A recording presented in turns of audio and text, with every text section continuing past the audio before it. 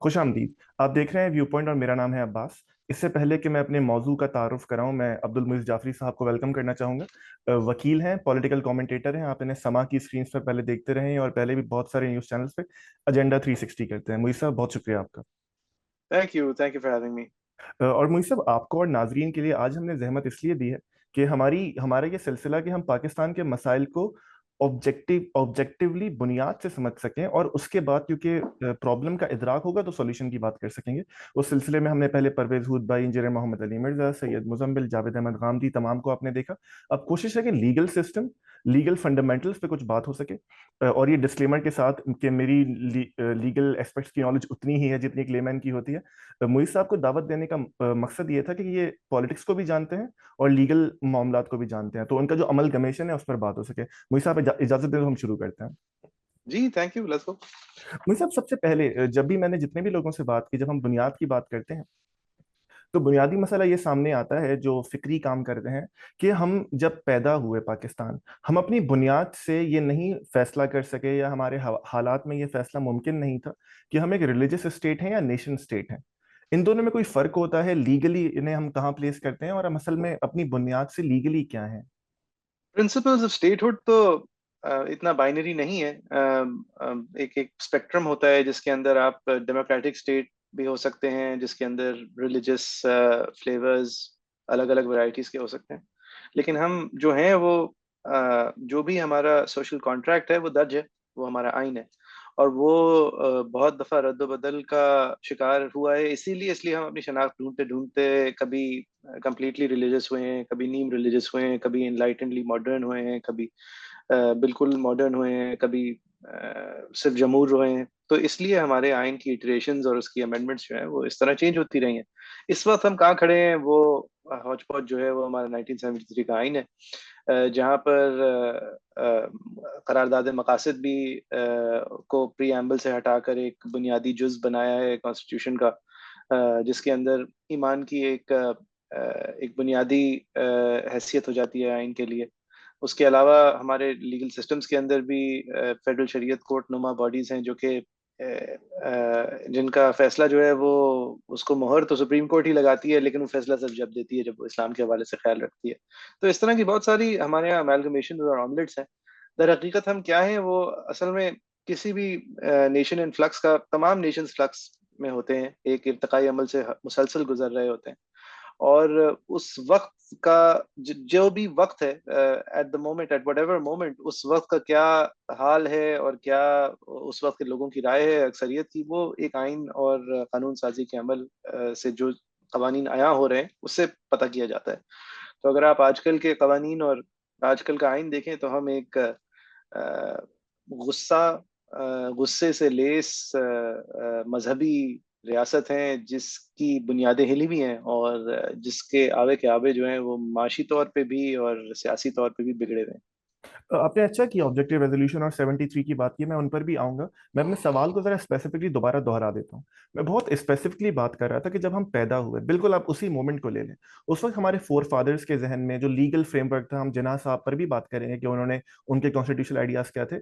उस वक्त जो हमारे फोर फादर्स के जहन में, या ओवरऑल अशराफिया या इलीट के जहन में, जो पावर इलीट है, उनके जहन में क्या स्ट्रक्चर था लीगली? हम डेमोक्रेसी होंगे, हम नेशन स्टेट होंगे, इस्लामिक स्टेट होंगे? देखिए, मेरे ख्याल से ये म्यूचुअली एक्सक्लूसिव नहीं है, nation state, Islamic state, democracy. जिस तरह मैंने कहा कि हाइब्रिडाइजेशन, सबसे ज्यादा लाइकली आउटकम हाइब्रिड मॉडल्स ही होते हैं इन सब कुछ के।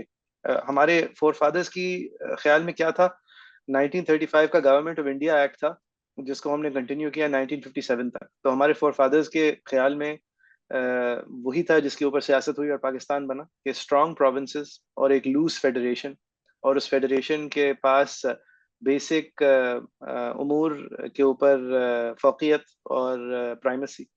और इस सब कुछ के अंदर फिर प्रोविंसेस को, मेरे ख्याल से फाउंडिंग फादर्स तो नहीं, कायद आजम मोहम्मद अली जिन्ना का मेरे ख्याल से फेडरेशन को स्ट्रेंथन करना या ना करने के बारे में एक से ज्यादा ख्याल थे। जब पाकिस्तान बन रहा था तो उनका ख्याल था कि प्रोविंसेस स्ट्रांग हो, इकाइयां जो हैं वो जो कंट्रीब्यूशन टू द फेडरेशन हो वो बहुत सॉवरन हो।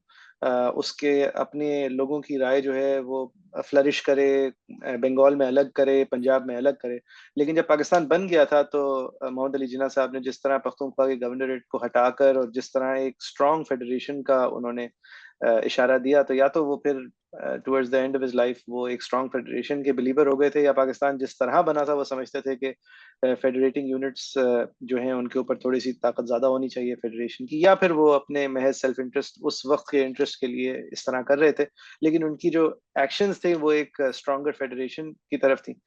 जबकि क्योंकि उस वक्त बांग्लादेश हमारे साथ था, तो उस वक्त एक स्ट्रॉन्ग फेडरेशन का हमने फिर नुकसान भी देखा। 72 की जो हमने सेपरेशन ऑफ पाकिस्तान देखी वो स्ट्रॉन्ग फेडरेशन की वजह से ही देखी। तो मेरे ख्याल से इसका एक आसान जवाब ये है कि हमारे जो शुरुआत में किसी को कोई आइडिया नहीं था कि हम क्या बनने जा रहे हैं और क्या होना चाहिए, और आइडियलिज्म तो बहुत था, लेकिन बुनियादी तौर पे एक इन टर्म्स ऑफ पॉलिसी हमारी एक पोजीशन नहीं थी। मुझे साहब, अगर हम जिन्ना साहब को देखें, इस despite being a really celebrated lawyer, उन्होंने कभी कोई लीगल डॉक्यूमेंट नहीं लिखा, कोई पॉस्टुलेट्स भी उनके पास से नहीं आए। इसकी क्या वजह नजर आती है आपको? ये वजह है कि एक already legal system in place था जिससे जिन्ना साहब बहुत खुश थे, जिसके अंदर वो एक बहुत कामयाब वकील थे, और उनको नहीं लगता था कि इसके अंदर तरमीम की कोई जरूरत है। एक वारंट ऑफ प्रेसिडेंस एग्जिस्ट करता था, एक concept of loosely held together federation exist करता था, इसलिए उन्होंने कोई in terms of structure of the state मेरे ख्याल से उन्होंने कोई नई बात नहीं की। जहाँ जो चीज़ें करने उनकी नज़र में अहम थी उन्होंने बहुत बार बात की कि एक पॉलिटी जो है उसके अंदर माइनॉरिटीज़ की रिप्रेजेंटेशन हो, उनकी राइट्स गारंटीड हो। ये चीज़ें जो है वो ज़्यादा ज़रूरी थी, क्योंकि बाकी चीज़ें हुई भी थी। He didn't try to reinvent the wheel, no one did at the इसमें टाइम। उस जमाने में मेरे ख्याल से किसी भी पॉलिटिकल लीडर को ये अंदाजा नहीं था कि एक इतनी मेजोरिटेरियन स्टेट जब बन जाएगी कि जहाँ पे 95% लोग जो है वो एक ही फिक्र और मजहब के होंगे, तो उसके क्या मसाइल सामने आएंगे। वो तो फिर कुछ देर बाद आया हुआ। उस वक्त जिस वक्त बनी थे ये मुल्क, तो उस वक्त तो ये पैटर्न्स जो इमर्ज हुए हैं बाद में, ये extremism, sectarianism and persecution of minorities, ये I think first few years में कम से कम आया नहीं थे। फिर जब अहमदी राइट्स हुए थे 50s में, उसके बाद कवानीन के अंदर जो तरमीम आना शुरू हुई, और फिर उसके बाद जो एलिनेशन ऑफ द बांग्लादेशीज हुई, उसकी आई थिंक ये चीज़ें जो हैं ये pay as you go, learn as you go along type situation में हम थे। इसमें जो स्पेसिफिक बात है जिन्ना साहब का, मंडल साहब को वजीर कानून बनाना, इस थॉट के साथ, जैसे आपने बात की कि माइनॉरिटीज के राइट्स प्रोटेक्टेड होंगे, लेकिन अल्टीमेटली हम एक अमल कमीशन थे, उसमें एक नॉन मुस्लिम का कानून का वजीर होना, इसको आप किस तरह प्लेस करते हैं उस पूरे हिस्टोरिकल कॉन्टेक्स्ट में? ये मैं जिन्ना साहब की नाइविटी के ऊपर प्लेस करता हूँ कि उनको तो जब जब रायट्स हुए थे 1947 के, और हंड्रेड्स ऑफ थाउजेंड्स ऑफ लोग जिसमें अफेक्ट हुए थे, थाउजेंड्स शहीद हुए थे, मिलियंस डिस्प्लेस हुए थे, तो जिन्ना साहब was surprised and he was aghast and he was, मतलब उनके लिए ये एक चौंका देने वाली, एक बहुत ही ज्यादा हौलनाक मंजर जाहिर थे। लेकिन ये ये अंडरस्टूड लाइक्लीहुड नहीं थी, जो कि कुछ लोगों के लिए थी कि यही होगा जब इस तरह मुल्क दो लख्त होगा जो हिंदुस्तान हुआ था, तो यही मनाजिर सामने आएंगे। लेकिन ये it took them by surprise. तो it took them by surprise because he thought कि अगर अब एक लीगल अंडरस्टैंडिंग हो गई है तो लोग भी जो है उनके सोशल कैरेक्टर के अंदर ये सीप इन कर जाएगी, लेकिन ऐसा नहीं होता। इसी तरह जिन्ना साहब एक निहायत सेक्युलर आदमी थे। उन्होंने कभी ये दो बार सोचा ही नहीं होगा कि ये बंदा मुसलमान है या गैर मुस्लिम है। उन्होंने उसकी अहमियत और उसकी कैपेसिटी और कैपेबिलिटी देख के फैसला किया होगा। और अगर आप ये पॉइंट आउट करते तो उनको एक बाय द बाय चीज लगती कि हाँ ये he also happens to not be a Muslim. मतलब कम से कम ये मोहम्मद अली जिन्ना साहब के बारे में जो मैंने पढ़ा है, कोई बहुत ज्यादा नहीं पढ़ा, लेकिन उनकी इन मैटर्स में एक कंप्लीट ब्लाइंडनेस थी। ये एक बहुत बड़ा ऑक्सीमोरॉन नहीं बन जाता? हम ओरिया मकबूल जान साहब को देखें, या मैं चाह रहा हूँ कि हम आगे बढ़ें लेकिन इसको एक बार टच करते हुए काफी सारे और लोगों को देखें। तो मैं सलीम बुखारी साहब का एक जुमला दोहराना चाहूंगा। वो कहा करते हैं कभी कभी कि हमने अपने पूरे कॉन्टेक्स्ट में कोशिश की है कि जिन्हा को मौलाना जिन्हा बना दें। उस तरह की तकारीर भी मिलती हैं, बातें भी मिलती हैं, नारे भी मिलते हैं। आपका ये कहना कि वो सेक्युलर थे और उनका जो तमाम रवैया था, उसको मैं किस तरह, इस चीज को मैं किस तरह अमलगमेट करूं? एक सेक्युलर बंदा मजहब के नाम पे खड़ा होता है, मजहबी रियासत बनाता है। इवन डॉक्टर इसरार कहा करते थे, मैं सवाल को कंप्लीट कर रहा हूँ, कहा करते थे कि मुझे उनके किसी दोस्त ने बताया कि जिन्ना साहब की आखिरी ख्वाहिशों में ये था कि खिलाफत राशिदा कायम हो जाए यहाँ पे। इस सब को मैं एक एज एन इंडिविजुअल कहाँ पे प्लेस करूँ? देखिए जी, मैं आपने जिन लोगों के नाम लिए मैं उनको मतलब देखिए, एक चीज सच है और एक चीज राय है, या मैं ये सारी बातें जो आपने की हैं ये सच नहीं हो सकती। तो इनमें से कुछ चीजें सच हैं और कुछ चीजें नहीं हैं। अब मैं जो जानता हूँ वो ये जानता हूँ कि जिन्ना साहब ने अपनी अदालत के अंदर अपनी फिक्र तब्दील की थी ताकि वो अपने बच्चों को और अपने जिन लोगों को छोड़ के जा रहे हैं अपने लीगल एयर्स को, वो इक्वली उनके अंदर तकसीम कर सके अपनी मिल्कियत। और वो उन्होंने अपनी जो फिक्र तब्दील की थी वो असना अशरी या आगा खान की एक स्प्लिट ऑफ के अंदर अपने आप को चेंज इन कर दिया था। इस्माइली से आगा तो खान ही हो गए थे, लाहौर हाई कोर्ट में उनका कोई वो भी था, जी एफिडेविट वगैरह भी था जी। जी, तो वो लास्ट आई चेक तो आगा खानी फिक या इस्माइली फिक जो है वो कैलिफेट बनाने के हक में तो मेरे ख्याल से नहीं है, यानी ये उनकी सियासी अज़ाइम में नहीं है। अच्छा, दूसरी बात ये कि वो मजहब के नाम पे खड़े हुए, देखिए मोहम्मद अली जिन्ना साहब ने अपनी शनाख्त मुस्लिम पॉलिटिक्स में ढूंढी, लेकिन वो अपनी शनाख्त किसी और पॉलिटिक्स में भी ढूंढ सकते थे। वो उस वक्त का बिगेस्ट टिकट मोमेंट था, यानी कि वो मजॉरिटेरियनिज्म के खिलाफ खड़े थे, वो माइनॉरिटी राइट्स के लिए खड़े थे, वो वो एक डेमोक्रेटिक पॉलिटी के लिए खड़े थे। And it just so happened कि उस वक्त का सबसे अहम issue was Muslims and Hindus. वरना उनकी अपनी सियासत भी ये उनको ये मुस्लिम लीग से नफरत थी in the beginning of his career. मतलब उनको लगता था ये एक तफरीक फैलाने की एक लो और बेस पॉलिटिक्स है।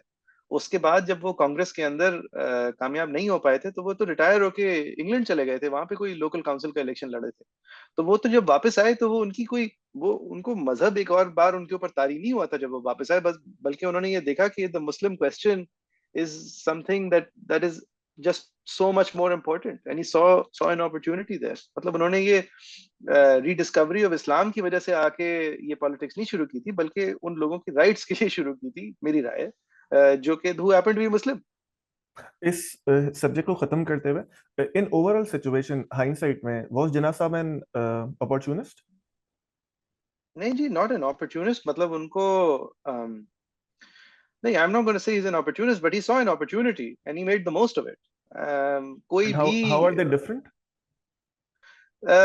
यानी कि अपॉर्चुनिस्ट आप नॉर्मली कहते हैं इस तरह के किसी ने अपनी प्रिंसिपल्स पे सैक्रिफाइस करते हुए एक मौका परस्ती का इजहार किया हो, या अपने पूरा पहले कही हुई चीज़ों या अपनी पहले स्टेटेड गोल्स और ऑब्जेक्टिव्स और प्रिंसिपल्स को नीचा करते हुए एक मौके का फायदा उठाया हो। मेरे ख्याल से उन्होंने ऐसा नहीं किया, लेकिन एक मौका था और उस मौके का ही made the most of it. But he did not, you know, I don't think he or at least, you know, I'm not a subject matter expert here, but I don't think he reduced himself in any way when he did such a thing।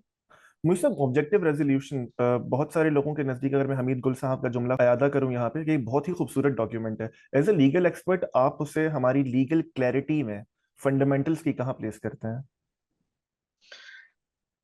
या देखें, ये जो article 62 और 63 और objective resolution type चीजें हैं ये बहुत खूबसूरत ऑब्वियसली आइडियाज हैं, क्योंकि they stem from from religious thought. लेकिन इनको कानूनी जामा पहनाना तकरीबन नामुमकिन है, क्योंकि या तो इनके आइडियल्स बहुत ऊंचे हैं, they aspire to a purity that is hard to achieve, या फिर और ज्यादातर प्रॉब्लम ये होती है कि वो वेग हैं।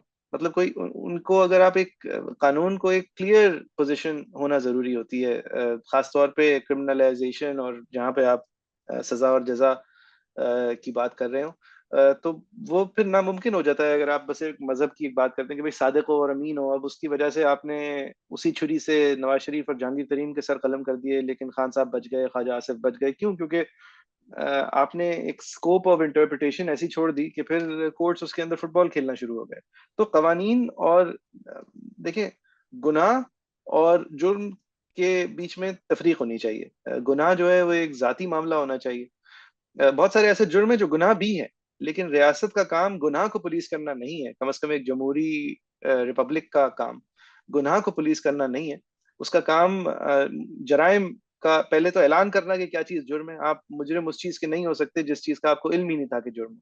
तो ये पहले तो उसका ऐलान होना और आया और वाजे होना कि क्या चीज सही क्या चीज गलत है रियासत के लिए, और फिर उसकी सजा होना और सजा भी वाजे होना।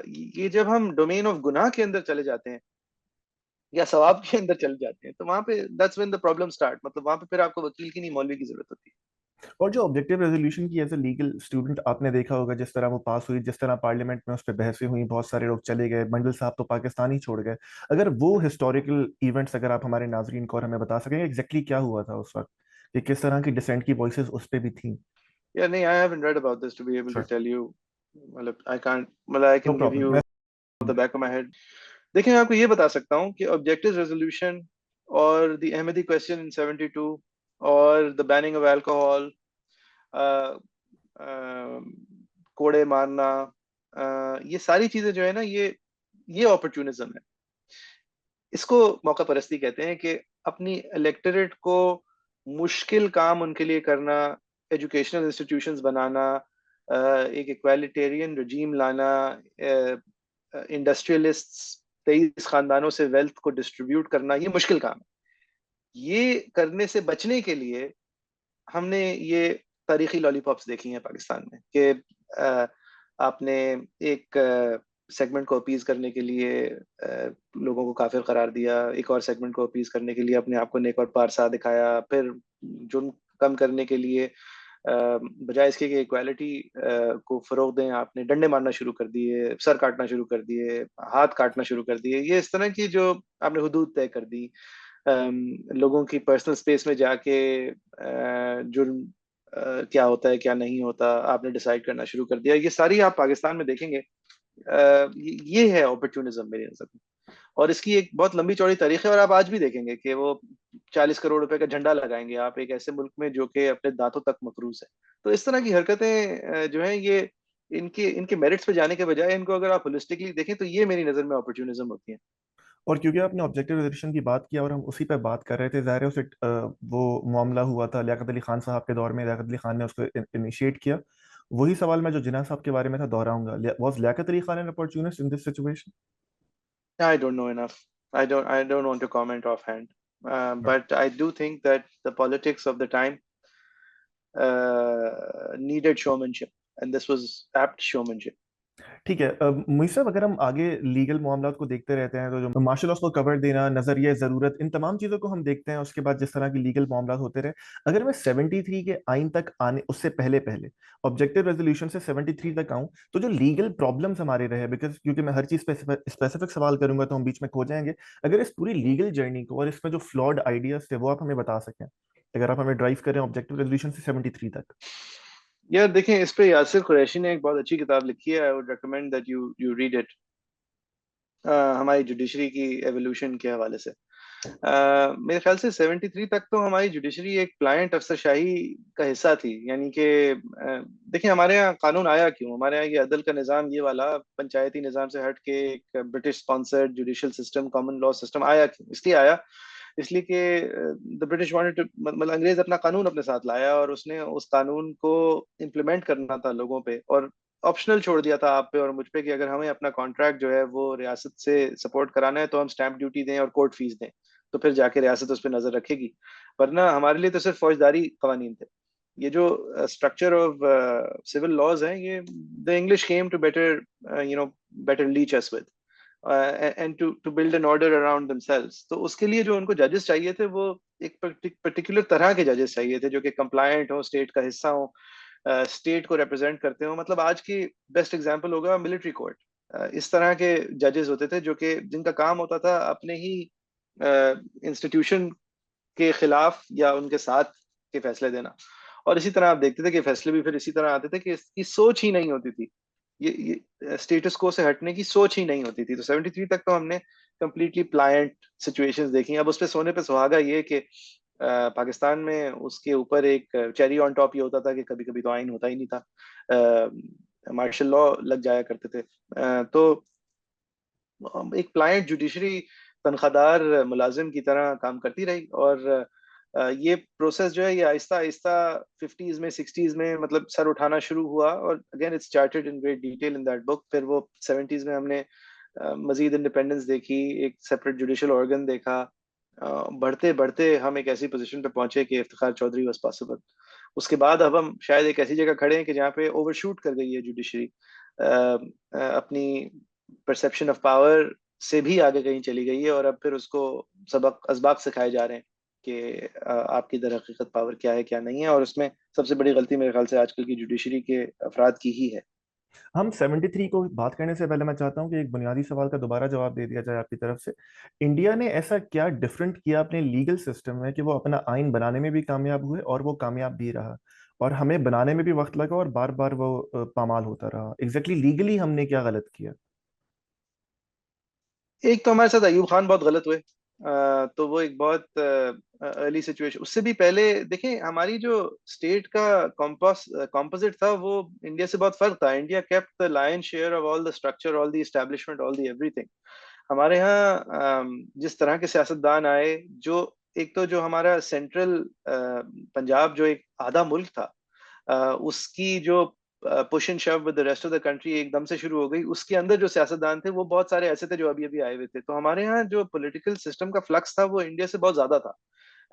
और उनकी और जो हमारे इंडस्ट्रीज और इंडस्ट्रियलिस्ट और जो रिप्रेजेंटेशन ऑफ वेल्थ थी वो भी नेसेंट थी। और जो ओल्ड वेल्थ थी वो जाट, मतलब हमारे यहाँ अपहीवल बहुत ज्यादा था, इसलिए हमारे कवानीन के ऊपर एक इमीडिएट डिसीजन नहीं हो पाया। और फिर सबसे बड़ी बात यह कि हमारा जो एक सेंट्रल पावर फिगर थे जो यूनिफाई कर सकते थे, और 49 में हमारे पास आइन आ भी सकता था, वो फौत हो गए, मोहम्मद अली जिन्ना। तो उनके अंडर जो बैनर था वो फिर उस तरह आगे नहीं जा पाया। और फिर और इम्पोर्टेंटली हम एकदम से एक मुल्क बन के क्योंकि जंग की सिचुएशन में चले गए, तो वहां पर इमीडिएटली एक पावर बैलेंस के अंदर भी एक डिसबैलेंस आ गया, और डिस्टर्बेंस ऐसी आई कि फिर वो उसी के यूजुअल सस्पेक्ट्स बाद में जाके सीनियर होके 57 के अंदर उन्होंने पहले कूज किए। ये शुजा नवाज साहब ने ट्रेस किया है 49 से लेके 57 तक अपनी पहली किताब में, क्रॉस वर्ड्स में।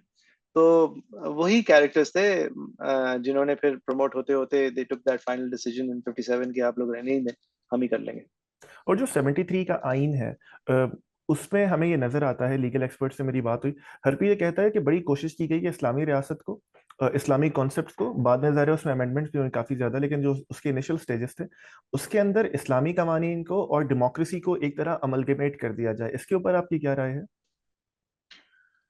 आपने मुझे मिसाल देनी होगी कि आप क्या समझते हैं, ऐसे मैं तो नहीं कह सकता। यानी कि इस्लाम के हवाले से लफाजी तो है, लेकिन कौन सी ऐसी चीज है जो कि, मतलब I fail to see the amalgamations. मतलब मेरे ख्याल से equality before the law, plurality of representation, lack of discrimination, ये मजाहिब के भी कॉन्सेप्ट्स होते हैं और ये सोशल कॉन्ट्रैक्ट से भी कॉन्सेप्ट्स होते हैं। इस तरह जरूर है कि there is a common ground there as there is between all religions and constitutions। लेकिन स्पेसिफिकली इस्लाम का हवाला मेरे ख्याल से ऐसा कोई बहुत ज्यादा तो नहीं। मैं दो तीन एग्जांपल दे देता हूँ जो मैंने देखा जिन लोगों जी से बात की। सबसे पहले कि जो हाकमियत है वो खुदा की होगी, और उसी जी, कुरान और ये तो सुन्नत। ऑब्जेक्टिव रेजोल्यूशन है ना जी। हाँ हाँ, ये तो वही। मैं उसी की बात कर रहा हूँ। जब हम 73 में जी आए तो उसको हमारे पास एक चांस था ना, भुट्टो साहब being really really really celebrated और बिग पर्सन, कि उसमें हम कुछ चेंजेस कर सकते थे, लेकिन नहीं, फिर क्या भी। चेंजेस कर सकते हैं? हाकमियत अगर आपने एक दफा कह दिया खुदा की होगी, तो अब आप क्या करेंगे? आपने कहा ना हाकमियत खुदा की होगी, अब इसमें कोई कबाहत नहीं है। In God we trust is on every dollar bill. लेकिन इसका ये मतलब अमेरिका में, लेकिन अमेरिका में फिर वो एक मुल्लाओं की सेनेट बना के आपके ऊपर हावी नहीं कर देते। लिहाजा आप ये बिल्कुल हाकमियत खुदा की होगी, and it will be delivered to the people in the name of the people. मतलब इसी तरह है ना ऑब्जेक्टिव रेजोल्यूशन। तो हम्म। आप ये बातें जो हैं ये बहुत सारे बहुत जय्यद ममालिक के अंदर भी की जाती हैं। आपका मसला ये है, आप उस पर अटक जाते हैं। मैं अपना सवाल खोल हम देता हूँ। मैं चाह नहीं रहा था कि नहीं। खोलूं, लेकिन मैं खोल देता हूँ। वो ये था कि इसके साथ ये मामला, फिर जो हमारा हुक्मरान है वो मुसलमान होगा, हमने सूद खत्म करना है, इस तरह की चीजें, जो हमने सूद भी खत्म करना है लेकिन दुनिया के यार साथ भी देखिए ना, चलना ये है। सूद खत्म करना है, ये सिर्फ एक इग्नोरेंस है ना। मतलब ये बेवकूफ लोगों को आप बेवकूफ बना रहे हैं मैं यही कह या रहा था उनका कि ये फायदा जो उठा हमने रहे हैं। कोशिश की, सूद इसको आप खत्म कहाँ करने प्लेस का करते हैं? आपने मौलवी भी इस्तेमाल कर लिए। उन्होंने एक इस्लामिक बैंकिंग सिस्टम भी लिया है जो दर हकीकत सूद से ज्यादा सूद है, जो कि more expensive than regular interest है। और उसके अंदर आपने दो तीन लफ्जों की जिमनास्टिक्स की और आपने लोगों पे मुसल्लत कर दिया। अब सूद खत्म करने, आप इस नेशन स्टेट्स के सिस्टम्स के अंदर रहते हुए कहाँ से सूद आप खत्म करेंगे? आपका कोई अपना सॉवरेन वेल्थ है जिसके बेसिस पे आप एक नया सिस्टम लेके आएंगे? मतलब आपसे कहीं ज्यादा अमीर और इस्टेब्लिश्ड ममालिक जो हैं वो ये नहीं कर पाई, तो आप देखें ये बातें जो है ना पानी पे गाड़ी चलाने वाली इस तरह की बातें हैं।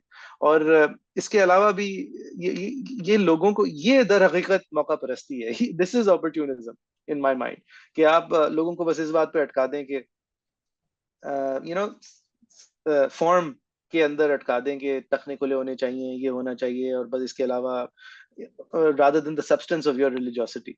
मैं इससे ज्यादा इस पे कमेंट नहीं करना चाहता, लेकिन ये हमारे, देखिए हमारे यहाँ डिबेट का क्या म्यार है आप देखें, और मतलब ज्यादा काबिल, ज्यादा सक्सेसफुल ममालिक में डिबेट का क्या म्यार है।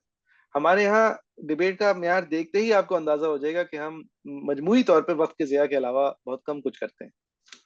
इसलिए मैं चाह रहा था कि शायद मेरा सवाल वो बहुत बुनियादी अल्फाज में डिलीवर हो जाए, लेकिन नहीं हुआ। तो मैं उसी को खोल मैंने दिया, मैं दोबारा खोल देता हूँ। 73 के आइन में हमारा जो एक स्टेट ऑफ इग्नोरेंस था कि हमें अपनी आइडियोलॉजी का नहीं पता, उसने उसमें इजाफा किया। That was the main point of the question. नहीं जी, आइन is a reflection of your society, it is not a trigger. सही। आइन के अंदर जिब्रिश है और इनकॉन्सिक्वेंशियल बातें हैं, that's a reflection of your society. Inconsistencies हैं, वो आपकी सोसाइटी की का आईना है। इसी तरह आइन ने कुछ नहीं किया।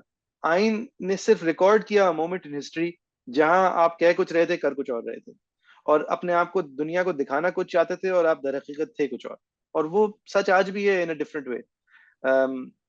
मतलब हमारे मुल्क के अंदर जो मसाइल हैं वो ना रिजॉल्व होंगे बाय लेजिस्लेटिंग, और ना वो आइडेंटिफाई होंगे by legislating. These are social issues that need to be, you know, they go deeper than just passing laws about them, in my mind.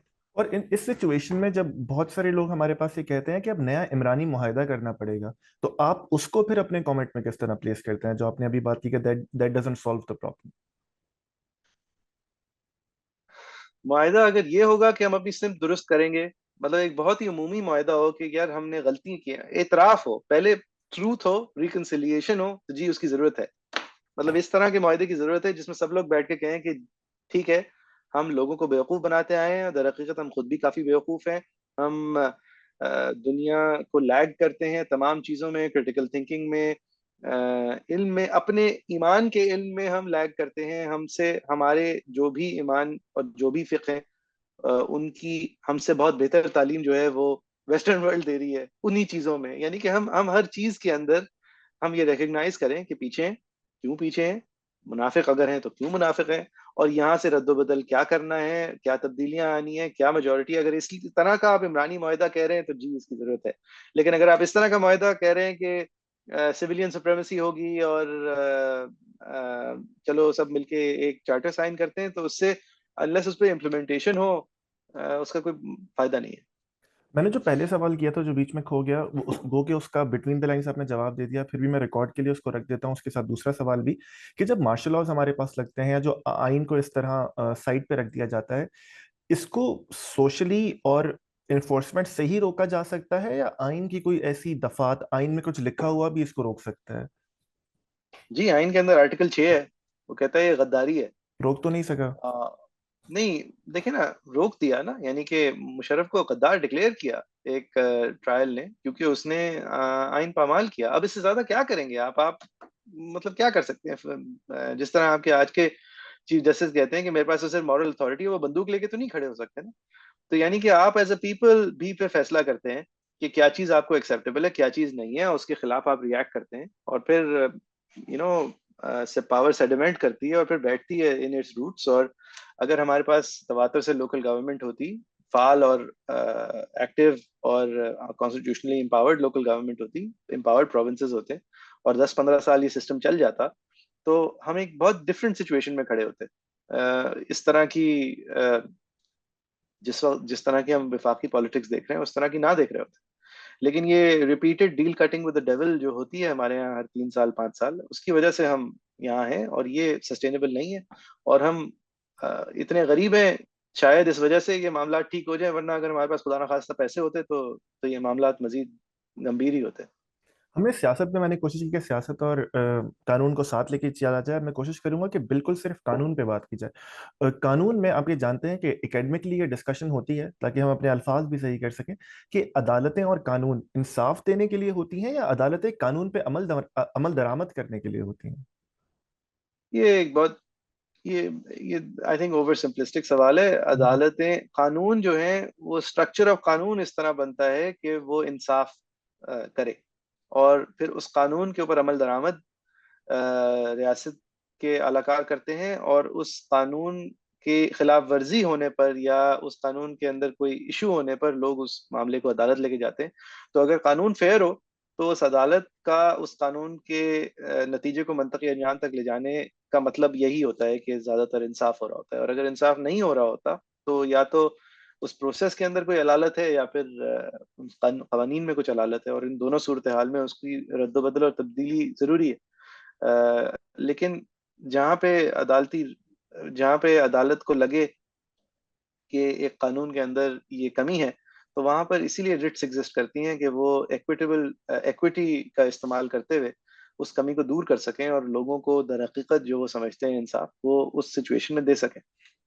आपने जहाँ स्पेसिफिकली बात की थी पर्सनल लाइफ की कि हम कितना इंटरफेयर कर सकते हैं अहमदीज के केसेस में, आपकी अगर मैं राय से ये समझूं कि द रियासत क्रॉस द लाइन, कि हमने बहुत ज्यादा जाके उनके इंटरनल अफेयर्स में इंटरफेयर किया। जी बिल्कुल, उनके हवाले से जो लेजिस्लेशन की कि वो कितने काफिर हैं और वो कितने मुर्तिद हैं और वो इंसान भी हैं या नहीं है, ये सब जो है, ये मतलब आप अपने घबराहट दिखा रहे हैं। आप कवानीन तो नहीं बना रहे ना। कवानीन इसलिए तो नहीं बनते कि आप दूसरे को कितना छोटा है ये बताओ दुनिया को। मतलब आप उनको गैर मुस्लिम समझते हैं, ठीक है, आप समझें, लेकिन आप उनको एक स्पेशल कैटेगरी बना के पेश कर रहे हैं कि जैसे वो अनबिलीवर नहीं है, वो अपोस्टेट्स हैं, वो ये सब कुछ जो है, ये आपने अगेन कुछ लोगों के गुस्से का फायदा उठाया, लेकिन आपने कोई कानून साजी, कोई अच्छी कानून साजी तो नहीं की है सब कुछ करके। और अगर हम इसको सिर्फ कानून के पर्सपेक्टिव से देखें, जब ये डिसाइड हो गया कि जो रियासत का हेड है वो मुसलमान होगा, और फिर मुसलमान की उसकी उसकी वजह से डेफिनेशन भी की गई, तो फिर मुसलमान कौन नहीं है इसकी भी डेफिनेशन कानूनी तौर पे नहीं होनी चाहिए थी। कवानीन ओमिशंस पे नहीं चलते जी कि क्या नहीं है। कवानीन जो है वो they must have a logical structure, and they can not be about the negatives, they must be about, law has to be much clearer than that. मुझसे जो हमारा सिविल लॉ है और क्रिमिनल लॉ है, अगर हम स्पेसिफिकली लॉ की बात करें, हम ये देखते हैं कि दुनिया भर में बैकलॉग्स हैं, बेतहाशा बैकलॉग्स हैं, हमारे पास भी हैं। तो आपके ख्याल में सिविल लॉ और क्रिमिनल लॉ में कुछ पॉस्टुलेट्स हैं जो वाकई बहुत ज्यादा खराब हैं और स्पेसिफिकली जिन पर बात हो सकती है। नहीं जी, हमारे कवानीन बहुत अच्छे हैं। हमारे कवानीन बहुत अच्छे नहीं हैं तो ठीक ठाक हैं। और कुछ चीज़ें सिविल जुरिस्डिक्शन में और क्रिमिनल जुरिस्डिक्शन में टेक्नोलॉजिकली अपडेट होना ज़रूरी है कि ये ठप्पे और अंगूठे लगाने के बजाय डिजिटाइज हो जाए, वो भी हो जाएंगी। मसला हमारे यहाँ कवानीन का नहीं है, बल्कि हमारे यहाँ ओवर लेजिस्लेटेड है कुछ एरियाज। मसला हमारे यहाँ कॉन्सिक्वेंसेस का है कि एक मतलब ट्रायल सिस्टम ओवरबर्डन्ड है क्रिमिनल लॉज में। स्टैंडर्ड ऑफ एजुडिकेशन इतना हाई नहीं है। एविडेंशियरी प्रोसेसेस जो हैं वो टेक्निकली रिडंडेंट है, यानी कि 2 जनरेशन पीछे हैं। अभी भी आई विटनेस का बहुत ज़्यादा वेट है, डाइंग डिक्लेरेशन का वेट है। ये चीज़ें, इनके अंदर रद्द-बदल अशद ज़रूरी है जहाँ तक फौजदारी मुकदमात का हवाला है। लेकिन सिविल जुरिस्डिक्शन में तो एक इससे बहुत ज़्यादा आसान और खूबसूरत हल है, वो ये है कि और ये मेरा हल दिया हुआ नहीं है, ये बहुत सारे लोगों ने कहा भी है, इसके बारे में लिखा भी है कि there should be a price of perjury. Court से झूठ बोलने की एक कीमत होनी चाहिए। झूठे मुकदमात डालने की पूरी दुनिया में होती है, हमारे यहाँ भी है ऑन पेपर, लेकिन उसको इन्फोर्स नहीं किया जाता। यानी अगर एक बंदा 10 साल से झूठ बोल रहा है कि ये मेरा प्लॉट है, और फिर 10 साल बाद पता चलता है कि नहीं, ये किसी और का था, तो महज उसको मुकदमा नहीं हारना चाहिए और मिल्कियत नहीं खोनी चाहिए। उसको इसका फिर अजाला करना चाहिए रियासत का कि उसने 10 साल कोर्ट का वक्त जाया किया, उस फर्द का जिसका इतना वक्त जाया किया। हमारे यहाँ ये अमूमन नहीं होता। इसी तरह जो कोर्ट में तवातुर से झूठ बोल रहे होते हैं, हमारे यहाँ इतनी लिटिगेशन है ही इसलिए इसलिए कि झूठ बोलने की कोई खातिर खा कीमत नहीं है। मतलब एक वकील की फीस है कीमत, कि वो आपके लिए आपकी पोजीशन अया कर देगा, आप झूठ बोल रहे होंगे। लेकिन दुनिया भर में इस तरह के झूठ की फिर एक कीमत होती है। यानी अगर आप इंग्लैंड में बिलफर्ज अगर आप ट्रायल के लिए जाएं, वहां का भी कोर्ट सिस्टम जो है वो क्लॉग्ड है। क्रिमिनल मैटर्स का केस जो है वो कई सालों बाद लिस्ट हो रहा है, 2-2 साल बाद, 3-3 साल बाद पेटी क्राइम्स के इश्यूज लिस्ट हो रहे हैं। आप जहाँ बैठे हैं कनाडा में, वहाँ का भी लीगल सिस्टम कम्प्लीटली क्लॉग्ड है इस तरह। डील्स कट की जाती हैं रियासत की तरफ से सिर्फ इसलिए कि कोर्ट का वक्त बच जाए, पैसे बहुत खर्च होंगे। लेकिन इसी तरह ऑन द फ्लिप साइड, जो क्रिमिनल होता है उसको भी ये कहा जाता है भाई अपना जुर्म मान लो, वरना अगर यहाँ कोर्ट में हारे तो सजा तो एक अलग बात है, उसका खर्चा भी आपको देना होगा, मतलब इतने हजार पाउंड। और सिविल जुरिस्डिक्शन में भी जहां लोगों की लड़ाई अगर कोर्ट पहुंच जाए तो उनको पहले कोर्ट कॉस्ट्स की एक फैसला करती है कि भाई इसके ऊपर इतने पैसे लगेंगे, तो जो भी हारेगा उसको ये पैसे पूरे करने होंगे। और अगर आपकी क्लेम स्प्यूरियस है तो आप ये समझ लें कि ये खर्चा आपको पूरा करना होगा, फिर आगे बढ़ते हैं। मतलब ये एक बुनियादी कॉन्वर्सेशन होती है और सबकी होनी चाहिए, हमारे यहाँ नहीं होती, जिसकी वजह से बेवाओं के प्लॉट पे कब्जे हो रहे हैं, जब वो छूट रहे हैं तो बेवाएं जो है वो गायब हो चुकी हैं। वो मतलब ये हमारे यहाँ जो आवे का हवा बिगड़ा हुआ है, ये कानून के सिस्टम की वजह से नहीं बिगड़ा हुआ, बल्कि consequences of bad decision making ना होना, इस वजह से बिगड़ा हुआ है। ये मेरी राय है। और जब मैं रिसर्च कर रहा था तो मैंने देखा कि जो बैकलॉग है केसेस का, दैट इज अबाउट 80% वो लैंड ओनरशिप के केसेस हैं। इज देयर स्पेसिफिक रीजन कि ये केसेस बहुत ज्यादा बैकलॉग हो जाते हैं और यही रहते हैं इन अ मेजोरिटी? जी, क्योंकि ये ज्यादातर जाली केसेस हैं। अगर आप कॉन्सिक्वेंसेज, क्योंकि हमारे लैंड रिकॉर्ड्स जो हैं वो अब डिजिटाइज हो गए हैं। अब आप मतलब इस्लामाबाद है, जैसे उसने जब इस्लामाबाद एक्सपैंड हुआ तो उन्होंने जो वहां पे नेटिव ड्वेलर्स थे, जो गोट गांव थे, उन लोगों को बाय आउट किया, उनको पैसे दिए। अब आज तक इस्लामाबाद स्टैब्लिश 60s में हुआ है, आज तक 60 60 साल बाद तक क्लेमेंट्स खड़े हुए हैं कि नहीं हमें पैसे मिलने थे।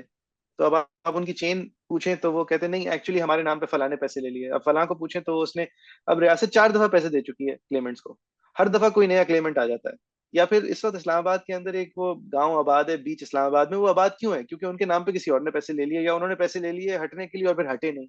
मतलब इस तरह की सिचुएशंस असाइड, मतलब ये अगर इन्फोर्समेंट ठीक हो और प्रोप्राइटरी राइट्स जो है वो क्लियर कट हो, तो ये 80% हमारे केसेस बकवास हैं। मतलब they are waste on the docket. और अगर इनका नतीजा वही पर्जरी की कॉन्सिक्वेंसेस का के ऊपर एक खतर खा सजा हो, तो ये हवा की तरह उड़ जाएंगे केसेस। और अगर हम स्पेसिफिकली बात करें रिफॉर्म्स की, पहले हमारे पास चीफ जस्टिस भी मेरा ख्याल है प्रेसिडेंट नॉमिनेट कर दिया करते थे। 18 अमेंडमेंट में हमने क्या पॉजिटिव चेंजेस किए थे अपने लीगल सिस्टम के लिए? Independence of the judiciary. 18th amendment में तो हमने एक ये भी पॉजिटिव चेंज किया था कि जो जुडिशल कमेटी है वो पार्लियामेंटेरियंस का उसके अंदर खातिर खा इनपुट होगा। लेकिन पूरी 18वीं तरमीम को उठा के बैठ गए थे इफ्तिखार चौधरी, जिसके बाद 19वीं तरमीम आई थी जिसके अंदर इसको वाटर डाउन करके आज की जुडिशल कमीशन आपको मिली थी। मेरे ख्याल से वो एक ओवर करेक्शन थी और ऐसा नहीं होना चाहिए। एक पॉलिटिकल इनपुट जरूर होना चाहिए, क्योंकि अब जो यहाँ हो रहा है कि हमारे जुडिशल प्लेयर्स जो है वो हैं पॉलिटिकल एक्टर्स, और उनकी डिसीजन मेकिंग जो है उसको जितना भी वो प्रोप्राइटी का लिबादा उड़ाएं, उसके अंदर एक सियासी जाविया होता है। तो this is a conversation perhaps one day. लेकिन ये वजीद जब जब भी इसके ऊपर अमल होगा तो शुरू में तो हमारी जुडिशरी जो है वो कमजोर ही होगी इस वजह से, और ऑलरेडी इतनी कमजोर हुई भी है। तो as a lawyer I don't really know how I feel about that. और इसमें अगर हम पॉलिटिक्स से एक पैरेलल ड्रॉ करें, जो हमारे पास चीफ जस्टिस है, वो अगर मैं कानून की रूह से बात करूं, और please correct me if I am wrong, he should be the one one amongst equal, not not the best of them. मैं सही कह रहा हूँ? The first amongst equals. Sorry, मैं सही कह रहा हूँ जी। इस सिचुएशन जी में? बिल्कुल। इस जी तरह जी। जब हम देखते हैं कि ये इसी तरह की जो पावर्स पावर्स नीचे डेजिग्नेट होनी चाहिए थी बाकी जजेस को, जिस तरह कमेटी वाला कानून भी आया, हम उस पर 2 मिनट में बात करेंगे, फिर लोअर कोर्ट्स हैं, तमाम चीजें, ये पावर्स जिस तरह पॉलिटिकल सिस्टम में नीचे नहीं आती, जुडिशरी में नीचे क्यों नहीं आती? वहां तो लीगल प्रेसिडेंसीज भी हैं, लंबे कैरियर्स भी नहीं है, यार तीन चार हम साल लोग ना बाद रिटायर असल हो में गए। एक तो वैसे ही बहुत कंजर्वेटिव हैं, दूसरा हम एक कॉलोनियल कॉम्प्लेक्स में मारे हुए हैं, तीसरा हमारी जो ये एलीट है उसने बेसिकली गोरे एलीट को रिप्लेस करके खुद आके बैठ गया कि अब चलो सूट टाई पहन के बैठते हैं 40 डिग्री सेंटीग्रेड में, और अम, इस तरह बिहेव करते हैं कि जैसे we are also fresh off the boat from England. तो एक तो मसाइल हमारे कंजर्वेटिज्म में है, फिर दूसरा एक हमारा वर्टिकल कल्चर है, आप जनाब साहब बहुत ज्यादा है। तो हम बहुत सारी गैर जरूरी चीजें अपने ऊपर हावी कर लेते हैं, यानी कि मतलब जजेस जो हैं वो चाय पीना नहीं शुरू करेंगे, या एक लाहौर हाई कोर्ट के जज साहब को कंफर्म नहीं किया था लाहौर हाई कोर्ट के चीफ जस्टिस साहब ने, एक पुराने अभी के नहीं पुराने चीफ जस्टिस साहब ने, क्योंकि वो टी रूम में ब्रेक के वक्त उनसे उनके पहुंचने से पहले चाय पीना शुरू कर देते थे। तो इस तरह की फजूल आप हरकतें करेंगे तो फिर आपको फॉर्च्यून बार बार मौके तो नहीं देता। तो इस तरह के आपके स्ट्रक्चर्स हैं जी। आप जनाब साहब वो साकिब निसार जो है वो एक डिस्ट्रिक्ट कोर्ट जज के लगी हुई अदालत के अंदर पहुंच के उसके फोन उठा उठा के फेंक रहे हैं, मतलब this is a Larkana move. Joke. तो इस तरह के जोकर्स अगर आप तवातुर से पैदा करेंगे और इस तरह के सिस्टम्स होंगे तो आप फिर इस तरह सफर करेंगे। और इसी तरह लीगल सिस्टम में कंटेम्प्ट ऑफ कोर्ट का, अब जो लीगल प्रेसिडेंस प्रेसिडेंस है दुनिया में, उसको कहाँ प्लेस करते हैं हम? दो तरह की, तीन तरह की वैसे कंटेम्प्ट होती है, लेकिन दो तरह की बेसिक कंटेम्प्ट होती हैं। एक, आप कोर्ट की शान में गुस्ताखी करते हैं, और दूसरा आप कोर्ट के हुक्म की गैरजुली करते हैं, कोर्ट के हुक्म की पामाली करते हैं, हुक्म की नाफरमानी करते हैं। पूरी दुनिया में शान में, कोर्ट की शान में कमी करने की कंटेम्प्ट खत्म हो चुकी है, यानी कि बहुत पहले से खत्म हो चुकी है। विग्स एंड कॉलर्स वाले ममालिक यानी इंग्लैंड जैसे मुल्क में भी बहुत पहले से खत्म हो चुकी है। आप जज अपने ऊपर लान तान को भी इन्फोर्स करने कंटेम्प्ट के थ्रू नहीं जाएगा। हमारे यहाँ लेकिन, अरे आपने क्या कर दिया, क्या कह दिया तलाल चौधरी, सर काटो उसका। तो ये हमारे यहाँ ये मसाइल हैं और नहीं होने चाहिए। लेकिन जहाँ पे कंटेम्प्ट होनी चाहिए वो जुडिशियल कंटेम्प्ट है, यानी कि आप, आपके हुक्म की नाफरमानी हो रही हो और आप उसको इन्फोर्स ना कर रहे हो, तो फिर तो आप अदालत नहीं रहे ना, फिर तो आप, मैं और आप हो गए, फिर हम बड़ा शोर मचाएंगे लेकिन कोई हमें सुने या ना सुने। तो यहाँ पर डबल मसले हैं। अपनी शान के अंदर लगे हुए हैं कि नहीं इसको हमें इन्फोर्स करना है, और जहां दर हकीकत आपके फैसलों पे इन्फोर्समेंट नहीं हो रही वहां पे आप पीछे हट रहे हैं।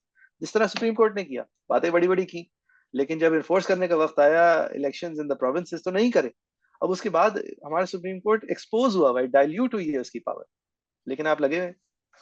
मेरा अगला सवाल यही था कि अगर हम पैरेलल ड्रॉ करें, जरदारी साहब का जो केस था जिसमें एक लेटर लिखना था जिसकी वजह से इन्फोर्समेंट ना होने की वजह से गिलानी साहब को हटा दिया गया, और अब पंजाब के इलेक्शंस उस केस को हम देखते हैं तो वो भी देख, इस तरह का पैरेलल किस तरह हम प्रेसिडेंट्स में ड्रॉ करते हैं कि एक जगह उस पर इम्प्लीमेंट करा लिया जाता है और एक जगह अब उस पर शायद बात भी नहीं होती, जैसे आपने कहा कि हमारे पास सिर्फ मोरल अथॉरिटी है, जजेस ने कहा था। इसका प्रेसिडेंट आप सियासत में ड्रॉ कर सकते हैं। गिलानी साहब एक साउथ पंजाब के representative of a political party जो कि पंजाब की नहीं थी और जिसका एस्टेब्लिशमेंट से कोई बहुत अच्छे मरासिम नहीं थे, इसलिए इन्फोर्स हो गया फैसला। और यहाँ पर जहाँ पर एस्टेब्लिशमेंट और पॉलिटिकल पार्टी सेम पेज पे थी, वहां पर आपने फैसला भूल गए। लेकिन अगर ये कोर्ट यकजा अ, एक जगह खड़ी होती, अगर ये कोर्ट यक जबान होती, और अगर ये कोर्ट फुल कोर्ट की पावर से बात करती, जो कि करना बहुत आसान था, तो ये उसके खिलाफ करना इतना आसान नहीं होता। मैं नहीं कहता कि ये फिर भी नहीं होता, लेकिन जो भी होता, कम से कम आंच तो बढ़ाई जाती, कम से कम सुप्रीम कोर्ट को ना सुनने के कॉन्सिक्वेंसेस तो हम थोड़े से देखते। लेकिन ये तो एक, ये जो जुडिशियल सरेंडर था, ये तो बहुत एम्बैरेसिंग था। और आपको क्या लगता है, अगर हम इंटरनली आपसे पूछ सकूं, जजेस पे किस तरह के प्रेशर होते हैं एस्टेब्लिशमेंट के साथ मिलने के लिए? सियासतदानों को देखें तो जाहिर है उनकी सियासत को चमकाना होता है, तमाम चीजें होती हैं। जजेस का तो टिन्योर्ड मामला है, उस पे किस तरह के प्रेशर्स होते हैं? सियासतदानों को आपने जो ये खामखाई में अ, जो आपने उनके ऊपर इल्जाम लगाया, ये ठीक नहीं है। हाँ, प्लीज तो करेक्ट मी। तो हमारे एस्टेब्लिशमेंट क्या है? एक इंस्टीट्यूशन है,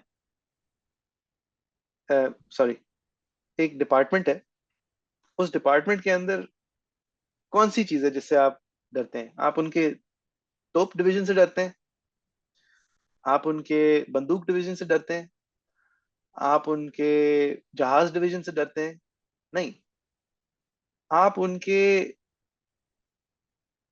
इंटेलिजेंस गैदरिंग डिवीजन से डरते हैं, जिसका काम हो या ना हो, जो करती क्या है, वो आपकी वीडियो बनाती है, आपकी ऑडियो बनाती है, आपकी जाती जिंदगी के अंदर स्नूपिंग करती है, और फिर उसको इस्तेमाल करके या तो आपको बजोरे बाजू सबक सिखाती है, या आपको इस स्नूपिंग के बाद ट्रेड करके, ब्लैकमेल करके सबक सिखाती है। भाई इतना ही है ना एस्टैब्लिशमेंट, जो एस्टैब्लिशमेंट और प्रेशर और क्या है ये।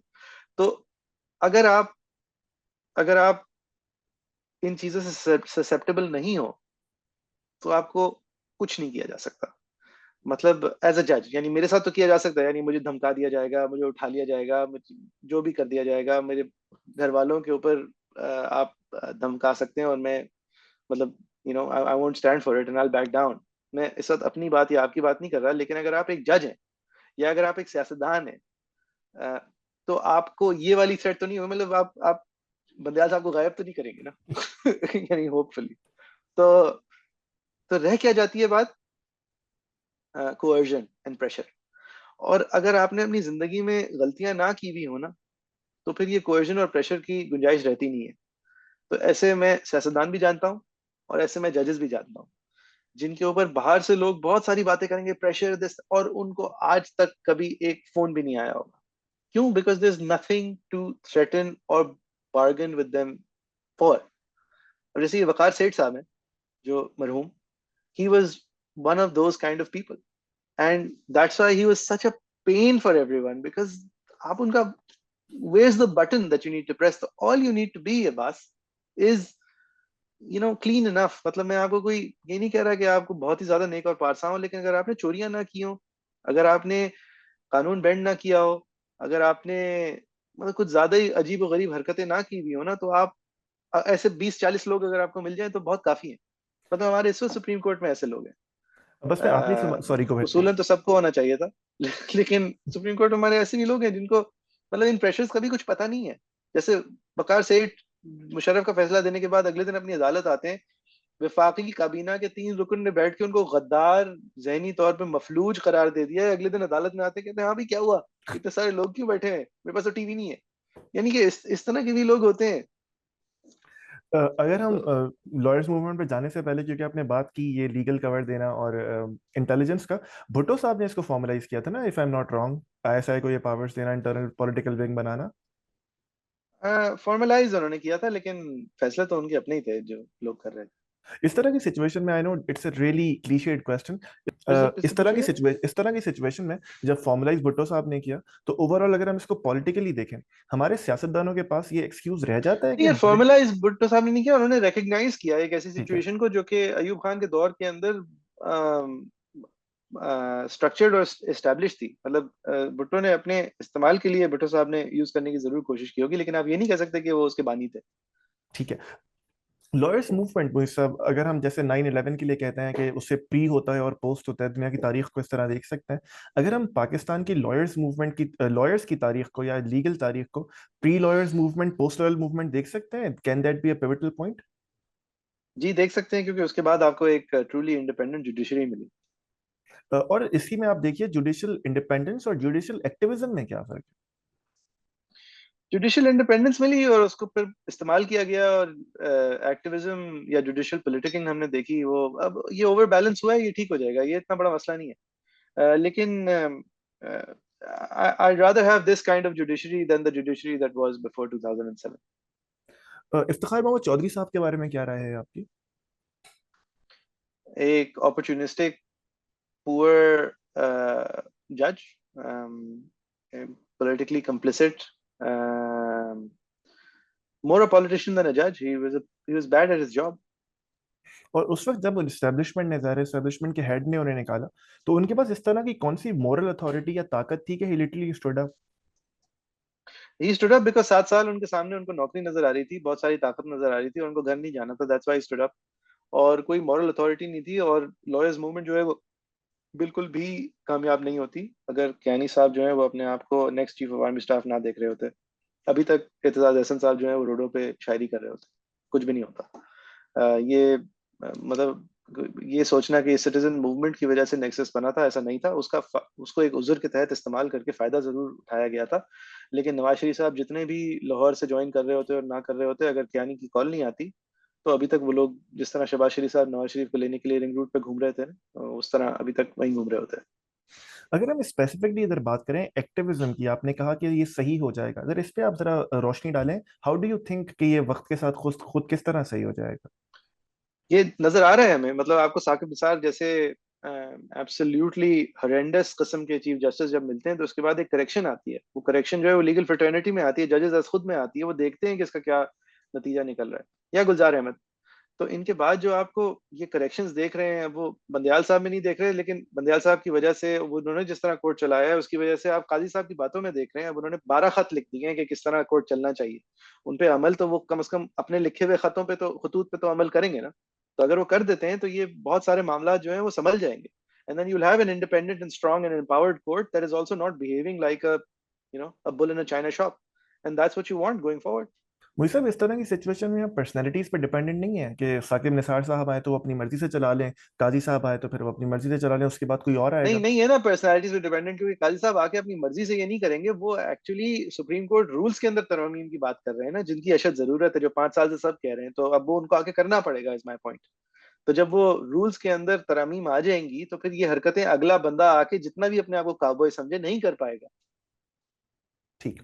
मुझे जब आप ये बात करते हैं, जब आपने शुरू में कहा कि जो केसेस का मामला है, अगर केसेस कोर्ट जाएं तो उसमें पेनल्टी होनी चाहिए फाइनेंशियल, जो जजेस के अपने फैसले हैं, रेकॉर्डिक का फैसला हो या इस तरह के तमाम फैसले जहां उनके पास लीगल, माफ कीजिएगा, जहां उनके पास सब्जेक्ट मैटर एक्सपर्टीज नहीं है, इस तरह की सिचुएशन में इस पे दो कमेंट कीजिए। एक, कि सब्जेक्ट मैटर एक्सपर्टीज इस तरह लेने का प्रेसिडेंस है हमारे पास, लिए जा सकते हैं, दुनिया में लिए जाते हैं, पहली बात। दूसरी बात, अगर इस तरह की सिचुएशन में इतना बड़ा मुल्क को फाइनेंशियल नुकसान हो जाए, मैं जजेस को उस वक्त कहाँ प्लेस करूं? उस नुकसान में वो कितने हिस्सेदार होंगे? काफी हिस्सेदार है। लेकिन अगर आप ये समझ रहे हैं ना कि जजेस ने खुद ये फैसला दिया था, तो आप ऑब्वियसली, जी जी। देखें, एक तो सब्जेक्ट मैटर एक्सपर्ट इस्तेमाल किए थे। हमारे सब्जेक्ट मैटर एक्सपर्ट हैं ही इस तरह के, कि वो आगा वकार के वाटर किट के ऊपर आपने कदीर खान साहब को फोन किया तो उनको भी लगा कि शायद ये हो सकता है, समर मुबारक बंद को फोन किया तो उसने कहा हाँ हाँ मैं तो ये कहता था हो सकता है। तो ये सब्जेक्ट मैटर एक्सपर्ट रिको डिक के अंदर समर मुबारक बंद साहब थे, और उन्होंने आगे कहा था कि नहीं ये तो 150 अरब डॉलर का बन सकता है या नहीं हो सकता, और उनके इसी बयान के बेसिस पे हमारे खिलाफ 6 अरब डॉलर का हर्जाना हुआ था। और जजेस जो हैं वो इस मामले में किसी वजह से कूदे थे, उनको कहीं से इशारा था। और क्योंकि उस वक्त कुछ ऐसे मुल्क के अंदर लोग थे जो चाह रहे थे कि यार ये माइनिंग भी जरा हम करके देखते हैं, तो ये इसके पीछे ये कह देना कि नहीं वो जजेस से गलती हो गई, ये तो बेचारे जजेस को खामखाई का कुर्बानी का बकरा बना रहे हैं। और अगर हम प्रेशर की बात ना भी करें, आपने कहा if you are clean, establishment के साथ जो मामला होते हैं हम बार बार देखते हैं कि उनकी तरफ से अगर इशारा हो जाए या उनकी तरफ से आशीर्वाद हो, तो इसमें प्रेशर के अलावा कौन कौन सी चीजें कारआमद आती हैं कि इस्टेब्लिशमेंट के साथ जजेस मिलकर फैसले कर लेते हैं? यार पाकिस्तान में एक मिडिल क्लास आदमी बन के रहना एक बिल्कुल अलग मुल्क है, और पाकिस्तान में झंडे वाली गाड़ी में बैठना और आपके लिए सिग्नल्स खुले जाना ये एक बिल्कुल अलग मुल्क है। तो अगर आप झंडे वाली गाड़ी में बैठते हैं एज अ जज, लेकिन दर हकीकत आप सिविलियन सिविलियन फील करते हैं, तो अगर आप उनसे दोस्ती कर लें तो फिर तो आपके लिए स्पेशल जहाज लगते हैं और स्पेशल ट्रेनें लगती हैं और सब सल्यूट करते हैं और आप बड़े अपने आप को सुपर फील करते हैं। तो ये भी एक एलिमेंट होती है। अगर हम अब चीफ जस्टिस से कुछ बात करें आखिर में, साकिब निसार साहब ने, मैं कुछ फैसले पढ़ रहा था और उनके ऊपर जो लोगों ने तारीफ की है वो पढ़ रहा था। ये कहा जाता था, और correct me if I am wrong, कि Saqib Nisar could have been one of the best legal minds in Pakistan. मैं सही कह रहा हूँ इस बात पे? Not could have been. He was one of the best legal minds in Pakistan. He was one of the best constitutional judges. His position on the Military Act Amendment case is brilliant. His understanding of tax law, his understanding of civil code was brilliant. Uh, बहुत बेहतरीन जज थे। वो तो पागल हो गए chief बनने के बाद, मैं लेकिन वही सोच रहा, चीफ वही कह बनने रहा से था, पहले व्हाट वेंट पहले वो रॉन्ग? तो आई डोंट वेल, मैं कहना नहीं चाहता व्हाट वेंट रॉन्ग, लेकिन एक बिल्कुल अलग सिचुएशन इमर्ज हुई थी जब वो सियासत करना शुरू हुए थे एज चीफ जस्टिस। अब अगर एग्जैक्टली ना भी बता सकें, इशारा ही दे दें, what happened, what went wrong? नहीं जी, वो मतलब मैं डेफिमेशन कर रहा हूँ, मेरे ख्याल से तो ऑर्गेनिक नहीं था जो भी था। ये दर हकीकत कोई ये फितरी अमल नहीं था जो भी हुआ। और उसमें जिस तरह अभी भी उनकी कुछ बातें सामने आई कि वो पीटीआई को लीगल एड दे रहे थे, was he really fond of Imran Khan? Project IK से मुतासिर हो गए थे? ही लिटरली थॉट आईके मसीहा हैं? पता नहीं जी, उनकी जात का तो मैं नहीं जानता, लेकिन ये जरूर पता है कि पहले तो उनको पीएमएल नून का दोस्त समझा जाता था जब वो जज बनने वाले थे, तो मुझे नहीं पता कि वो जात में क्या सोचते थे। ये मुझे पता है कि उनकी अना जो है वो जितने मुख्तसर खुद है, वो उसी की ऑपोजिट उनकी अना है। ये मुझे पता है, उनकी भी और आसिफ खोसर साहब की भी। इन लोगों के ईगोज ने हमें खासा नुकसान पहुंचाया है। और ये जो हम बात करते हैं, जब जजेस, माफ कीजिएगा, जब साकिर निसाब ने डैम प्रोजेक्ट शुरू किया था तो मुझे याद है कि बहुत सारे इंटेलेक्चुअल्स के दरमियान ये गुफ्तगू हो रही थी, उसमें मैं शामिल था, कि यार वैक्यूम क्रिएट हुआ हुआ है, पानी का मसला उस तरह नहीं था, लेकिन एक केस डेवलप हो गया था, आप ज़ाहिर है उससे बेहतर बताएंगे उस मामले में। वो, अगर एक वैक्यूम है उस पर बात नहीं हो रही तो कहीं ना कहीं से तो मामला खड़ा होगा, जजेस के पास से खड़ा हो गया, तो इसमें क्या मसला है? भाई बहुत बड़ा मसला है, क्योंकि उन्होंने अपनी अदालत को एक धमकियों के तहत तो उन्होंने पैसे जमा किए, और कौन होते हैं वो, ना सब्जेक्ट मैटर एक्सपर्टीज इतनी नहीं थी कि उनको जहन में वो जीरोज ही नहीं काउंट कर सकते थे कि 17 अरब डॉलर कितने होते हैं। बाद में उन्होंने खुद लाहौर लिटरेचर फेस्टिवल में आके कहा कि वो तो मुझे किसी ने कहा था कि पैसे जमा हो जाएंगे। मतलब इतना इन्यूमरेट इंसान, मतलब एक इलिटरेट होता है और एक इन्यूमरेट होता है, इतना इन्यूमरेट इंसान निकला हो जिसको नंबर्स की बेसिक अंडरस्टैंडिंग ना हो, और वो अपने हथौड़े चला चला के लोगों को सीडीए से आपकी दुकानें तोड़वा दूंगा अगर आपने डैम फंड में पैसे नहीं डाले। मतलब उसने अपना एक प्राइवेट भत्ता स्कीम खोली हुई थी यार। उसको किस तरह आप किस तरह की अवेयरनेस, 10 अरब रुपए जमा हुए, इनमें से 1 अरब रुपए तो उसकी मार्केटिंग पे और अपने दौरों पे खर्च हो गए। मतलब ये तो एक पॉन्जी स्कीम थी। कौन सी अवेयरनेस, क्या अवेयरनेस बन गई डैम आपकी अवेयरनेस की वजह से। इन दैट सिचुएशन जो जजेस का सुप्रीम कोर्ट में आने का सिस्टम है उस पर सवाल नहीं खड़े होते कि इस तरह के लोग भी जिन्हें आप भाई पॉलिटिकल। अगेन, अगर खड़े होंगे ना सवाल, कोई भी फिल्टर लगा देना, साकिब निसार बनेगा सुप्रीम कोर्ट का जज, क्योंकि वो इतना काबिल था। बात इस फिल्टर की नहीं है, काबिलियत के फिल्टर की नहीं है। बात यह है कि अगर स्ट्रक्चर, अगेन ये स्ट्रक्चर्ड होनी चाहिए ना पावर्स के, एक बंदा इस तरह पागल ना हो जाए, मतलब ऑफ द रेल्स ना चला जाए। तो ये स्ट्रक्चर जो है वो जजेस खुद ही करेंगे ना, क्योंकि अपनी इंडिपेंडेंस तो इतनी जेलसली गार्ड की है कि हर दफा जब भी पार्लियामान कोशिश करती है उसको तो आप उड़ा देते हैं कानून से। तो फिर रही बात यही कि आप आपस में करेंगे ना, तो अब काजी साहब से उम्मीद है कि वो आएंगे सितंबर में और करेंगे। और अगर क्योंकि नहीं करते तो फिर हम शोर मचाएंगे। और शोर मचा के हम क्या करेंगे? नहीं यानी सिर्फ शोर नहीं मचाएंगे ना, यानी आप एम्बैरेस करेंगे ना एक जज को। आप उसकी अपनी पुरानी पोजीशंस अगर दिखाएं, काजी साहब के ऊपर कितना प्रेशर होगा, यानी कि कितना प्रेशर होगा कि आपने ऑन द रिकॉर्ड खतूत लिखे हुए हैं जिसके अंदर आप कहते हैं ये होना चाहिए, और फिर आप खुद नहीं कर रहे। मेरे ख्याल से तो वो, मतलब एक लेवल ऑफ एम्बैरेसमेंट के बाद आदमी जो है वो नहीं जा सकता ना। I think he will do it, he will have to do it because he is already said he do it. और अगर आप, क्योंकि हम काजी साहब की बात कर रहे हैं, इस काजी साहब जैसे वो किसी पीटीआई की लीडर ने कहा था, जिस तरह लोग हजरत ईसा का इंतजार कर रहे हैं, पीएमएलएन वाले काजी फायद ईसा का इंतजार कर रहे हैं इंतजार। जी लेकिन मेरे ख्याल से जी कर तो रहे हैं, लेकिन मेरे ख्याल से वो मायूस होंगे, क्योंकि वो जो चाह रहे हैं अगले चीफ जस्टिस से, वो एक जज के करने का काम नहीं है। और काजी साहब जो हैं वो जैसे भी हैं वो एक बहुत उम्दा जज है। और क्या चाह तो रहे हैं? मेरे ख्याल से मतलब वो less than legal prosecution of Imran Khan चाह रहे हैं वो। ये जो जिस तरह के कवानीन पास हुए हैं, जो military capture of the state है, ये उसकी इंडोर्समेंट चाह रहे हैं मेरे ख्याल से। काजी साहब इसकी will not stand for this. Delay in elections चाह रहे हैं, मेरे ख्याल से काजी साहब will not stand for this. अगर हम अभी आपने जो रिफॉर्म्स की बात की थी कि वो जजेस की तरफ से आएगा, अभी जो रिफॉर्म्स बिल आया था पीडीएम की जानिब से, उसको आप किस तरह देखते हैं और उसकी टाइमिंग को किस तरह देखते हैं? जी उसकी टाइमिंग जो है वो नेफेरियस थी, जाहिर है वो एक दरार उन्होंने देख ली थी सुप्रीम कोर्ट में और उसका वो फायदा उठाना चाह रहे थे। लेकिन ये बिल आना तो है, ये आना चाहिए था। ये बिल आता ही नहीं अगर सुप्रीम कोर्ट 4 साल अपने फीट नहीं ड्रैग करता। ये पोजीशन क्रिएट ही कोर्ट ने अपने लिए खुद की ना, ये कमजोरी क्रिएट कोर्ट ने खुद अपने आप को की। तो it, I think the law, you know, it's timing was suspect, but then it was an all right law. और इस सिचुएशन में आखिरी बात, अता बंदयाल साहब का पूरा कंडक्ट आप किस तरह देखते हैं? यार अभी वो चीफ जस्टिस है। मैं ये आपको सितंबर में बताऊंगा। ठीक है, एक आखिरी सवाल एग्जैक्टली आप अगर दो हम एरियाज बनाए, एक जगह साकिब निसार इफ्तिखार चौधरी हों और एक जगह काजी फायद ईसा अतहर बिन अल्लाह बाबर सत्तार, आप आज के चीफ जस्टिस को किस ग्रुप में प्लेस करेंगे, इतना बता दीजिए। आपने उनके नाम से एक ग्रुप बनाया तो जाहिर है वो उसी ग्रुप में होंगे। नहीं, मैंने उनका नाम लिया, आई एम सो सॉरी, उनका नाम जी हटा देता हूँ, इफ्तिखार चौधरी और साकिब निसार को डाल लें उस ग्रुप में। आप कहाँ प्लेस मैं करेंगे? सितंबर में जा दूंगा। चले। और इसका इसकी वजह कंटेम्प्ट ऑफ कोर्ट है, रिगार्ड है, या क्या है? नहीं, नहीं रिगार्ड नहीं है, कंटेम्प्ट नहीं है, लेकिन मैं जो कहना चाहता हूँ, मतलब I don't fear contempt. I don't think he'll go out trying to defend himself even if he does see this with contempt. But I think एक you know एक certain propriety होती है। मुझे साहब आखिरी दो सवाल, जुडिशियल रिफॉर्म्स की अगर हम बात करें, अभी जो जिस तरह के कानून आए स्पेसिफिकली, और मैंने हमेशा हमेशा अपनी किताब भी पढ़ी, तमाम चीजें, क्या पॉस्टुलेट्स हैं, अगर आप लिस्ट डाउन कर सकें, क्या अगर ये तीन चार चीजें हो जाए ना तो हमारा जुडिशियल सिस्टम बेहतर हो जाएगा? There should be a price of perjury. That's it. बस ये हो जाए तो हमारा जुडिशियल सिस्टम बेहतर हो जाएगा। मैं इसको और कॉम्प्लेक्स कर सकता हूँ कि हाँ एविडेंशियरी प्रोसेसेस जो है उनको अपग्रेड होना चाहिए, एक एक जुडिशियल एजुकेशन ऑफ डीएनए और इस सब कुछ के हमारे पास थोड़े से, मतलब we should stop relying on ocular evidence, ये सारी बातें लेकिन आप छोड़ दें। अगर मैं सिर्फ आपको एक लाइन में कहूँ कि there should be a price to perjury, बाकी सब कुछ ठीक हो जाएगा। काजी फायद ईसा साहब फाइनेंशियली करप्ट हैं, जो केस उन पे बना था और अभी भी बिल्कुल भी काफी नहीं है, सारे लोग कहते हैं? बिल्कुल भी नहीं है। उनके केस देखें, ज्यादा से ज्यादा ये केस बन सकता था कि टैक्स रिपोर्टिंग के अंदर इम्प्रोप्राइटी है, कि एक प्रॉपर्टी को सही से सही वक्त पे उनकी जोजा ने डिक्लेयर नहीं किया, जिसका अजाला कानून में मौजूद है बाय वे ऑफ पेनल्टी। ये जो केस बना दिया कि ये चोरी है, ये बकवास केस है, रबिश।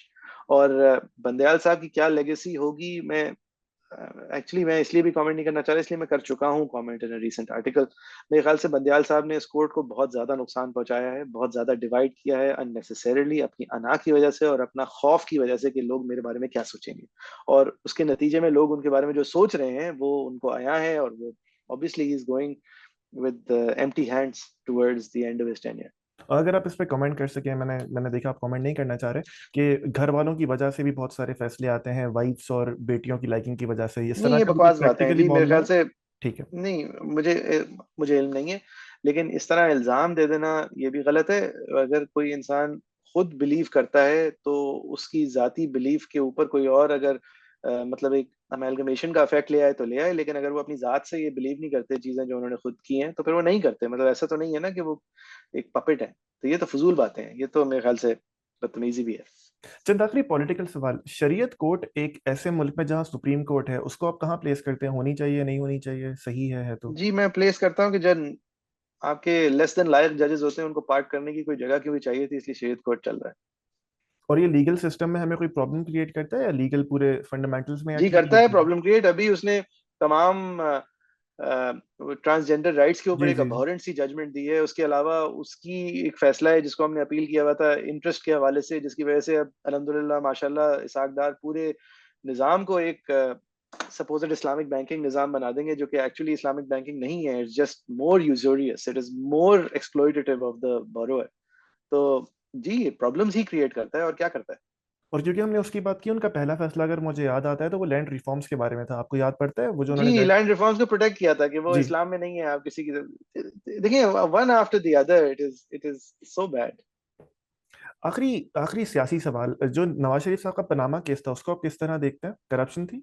फैसला सही था? जाहिर है करप्शन थी जी, फैसला सही नहीं था, लेकिन करप्शन जाहिर है थी। लेकिन क्योंकि जल्दी थी और प्रोजेक्ट इमरान लॉन्च करना था, इसलिए उसको ट्रायल पे भेजने के बजाय आपने सुप्रीम कोर्ट के अंदर एक अजीब गरीब किस्म की जीआईटी बनाई, और उनको उस जीआईटी के प्रोसेस के बाद नाअहल किया। उनके खिलाफ ट्रायल होना चाहिए था। किसी भी महजब मुल्क के अंदर वो ट्रायल डिसाइड करता, जो फिर एक जोक सा ट्रायल हुआ। लेकिन देखिए, whether he was corrupt or not, whether it was provable or not, it's very clear that he has assets beyond his means, and that should be enough for any country to decide that, huh, there's less than proper things going on here. But instead, it made him even more popular. So that's the kind of country you are. And Asif अगर Zardari might be your president again. Imran Khan साहब नाअहल होने वाले हैं, उन पर जितने भी cases थे, अगर हम लीगली देखें उसे, हो जाएंगे? कोशिश तो यही है, वो नाहल कोशिश तो यही है। मतलब अनथक मेहनत हो रही है पूरी हुकूमत की तरफ से, सारे जोरदार बाजुओं की तरफ से, तो हो तो जाना चाहिए, देखते हैं। और politically what do you think कि आई के अब तक फिर भी उस तरह ही, वो उस तरह नहीं बैठे जिस तरह शायद उम्मीदें थी काफी लोगों के, कुछ ना कुछ भाई, खड़े ही इज द हुए हैं? Most popular politician in the country, he would win. आप एक गधे के ऊपर पीटीआई लिख दें, वो कराची में कहीं से भी जीत जाएगी।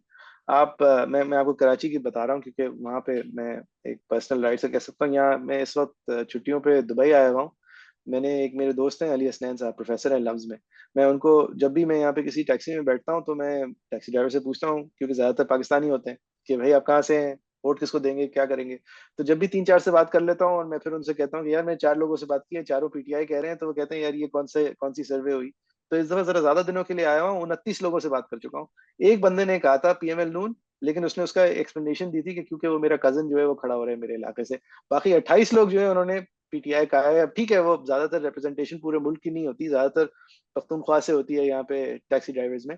लेकिन भाई, कोई कोई तो मेट्रिक है ना ये, जो समझा रहा है। यानी कि आप उनको गद्दार कह दें, कातिल कह दें, आप पूरी दुनिया को दिखा दें कि उसने वो जिना हाउस जला दिया जिसका हमें पता ही नहीं था कि जिना साहब का था। लेकिन जो भी है यार, मुझे पसंद नहीं है Imran Khan. I think he is not a very bright person, and I think he's a rather dangerous person. And इतना egotistic और narcissistic इंसान को इतनी पावर नहीं होनी चाहिए उसके पास जितनी उनके 2018 से लेकर 2022 तक थी, और उसका हम आज तक नुकसान उठा रहे हैं। लेकिन जो भी है लोगों को पसंद है, और सबसे ज्यादा पसंद वो ही है इस वक्त, लेकिन और हर सर्वे ये कह रही है। अगर इलेक्शंस में ना अहल हो गए, उनकी पार्टी बैन हो गई, उन्हें लोग ही ना मिले, तो ये तो ज़ाहिर है जब आपको और मुझे नजर आ रहा है तो खान साहब को भी तो नजर आ रहा होगा। जी आ रहा है, लेकिन देखें, लोगों को जब तक पसंद है ना, और लोगों को जितने ये बाकी लोग ना पसंद है, तो इट्स वेरी इंटरेस्टिंग। ये पहले नहीं हुआ कभी, देखते हैं। मिलिट्री कोर्ट्स आप किस तरह देखते हैं? आखिरी दो कवानीन पे सवाल अभी जो, और इसकी प्रेसिडेंस हमारे पास पहले भी है, मैं सिर्फ रिकॉर्ड के लिए कह रहा हूँ, ये अभी नहीं हुआ। मिलिट्री कोर्ट्स कोर्ट्स नहीं होते, कुछ भी आप उन्हें कह लें, they not courts, they do not dispense justice. और फिर लीगली अभी सिर्फ रियासत क्योंकि एक शख्स के खिलाफ है या कुछ लोगों के खिलाफ है, इसलिए इस्तेमाल हो रही है, justice would not be serve. जी बिल्कुल, ये महज सियासत है। आखिरी बात, अभी जो रिसेंटली मेरा ख्याल है कल सेनेट में या परसों सेनेट में जो कानून पेश हुआ, वो टेररिज्म के लिए कि कुछ लोगों को उठा लिया जाएगा बगैर, इस कानून को किस तरह देखते हैं आप? ये बकवास है। एक ऑलरेडी टेररिज्म का जब कानून मौजूद है, तो उसके अंदर अगर आपने तरमीम करनी थी, तो उसके अंदर करके दिखाते कि भाई क्या फर्क है। ये फजूल हरकतें, सियासतदानों के ऊपर असर अंदाज होने के लिए ही हरकतें हैं, and they don't test stand the test of reason.